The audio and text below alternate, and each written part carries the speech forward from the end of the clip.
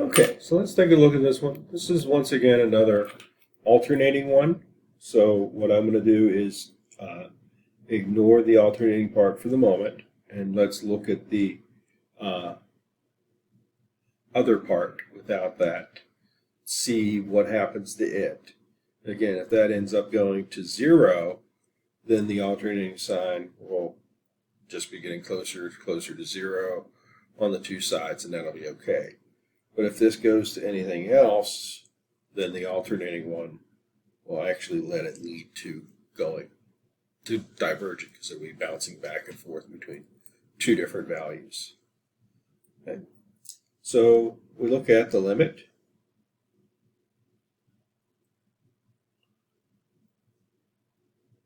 As x goes to infinity of x squared over minus 4 plus x squared.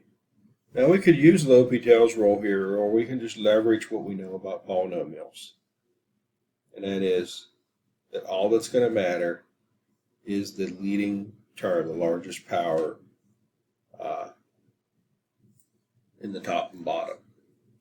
So that thing, of course, will just be x squared over x squared, which would be 1. So the limit of that stuff would just be 1. Okay. So the underlying sequence without the alternating sign is definitely converging to 1. So now we look at the minus 1 to the n, right? The alternating sign. What does that tell us then? Well, that tells us that if n is an even number, right, then minus 1 to the n is positive, right? We would be going to positive 1. But if n is an odd number, that would be telling us that we're going to minus 1. And so since it doesn't go to a single number, we know the sequence diverges. So the alternating sequence here diverges. Okay. We'll look at one final example here. G is the sequence involving n sine of 5 over n. Okay.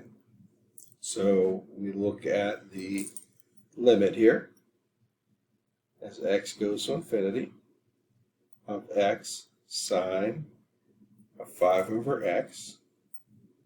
And so we estimate what's happening here.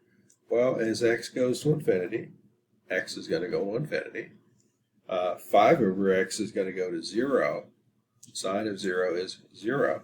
So this is an infinity times 0 limit. So remember, the way that we handle that is we take it and write it as one of those functions over the reciprocal of the other. And of course, life is much easier if we do this as sine on top. So sine of 5 over x over the reciprocal of x, which would just be 1 over x. That transforms this into a 0 over 0 limit, which we can now compute by applying L'Hopital's rule in differentiating the numerator and the denominator.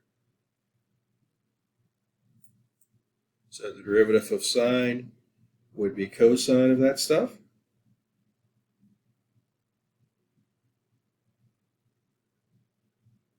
Times the derivative of the exponent.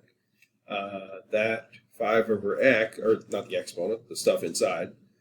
The 5 over x is 5x to the minus 1. So by the power rule, that would be minus 5x to the minus second. Okay, and that's all over the derivative of 1 over x, or x to the minus 1.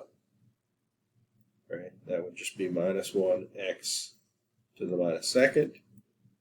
Okay, we do a little bit of housekeeping here. Right? We're able to cancel out the x to the minus second. Right? We're also able to cancel out the minus sign. And now we have no 0 over 0 infinity over infinity issue anymore, so we can just allow the x to approach infinity. 5 over x will go to 0. Cosine of 0 is 1. And we have 5 left over. So it turns out this sequence converges to 5. This sequence converges to 5.